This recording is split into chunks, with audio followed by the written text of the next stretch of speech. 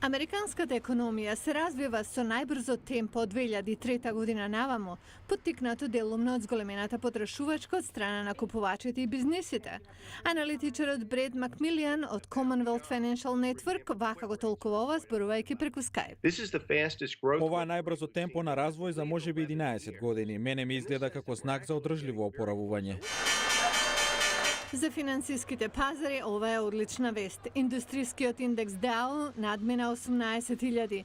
Майкл Гапен е главен економист во Barclays Capital. 2/3 од американската економија се поврзани со конзумирањето. Тоа сега е силно и прави целокупната економија да расте. 2015-та би можела да има мощна и силна бизнис клима. Сепак, надворешните фактори може и натаму да имаат влијание. Меѓу нив, намалување на приходот во земјите производители за нафта и побаен развој на други држави, смета аналитичарот Клас Бел од Bankrate.com исто така преку Skype. Има некои елементи што не одат во прилог, но не се толку силни. Многу од нашите трговски партнери искусуваат забавување на економскиот растеж, така што нашиот растеж на извозот може да не биде ист со оној порано во годината.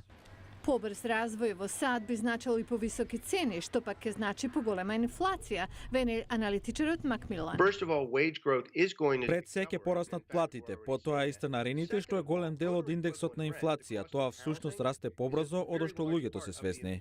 Инфлацијата во САД е многу помала од предвидувањата на Централната банка. Некои велат дека банката може да ги зголеми каматните стапки сега кога развојот е поголем од она што се очекувало и да не чека на средината на 2015 како што предвидува економистите.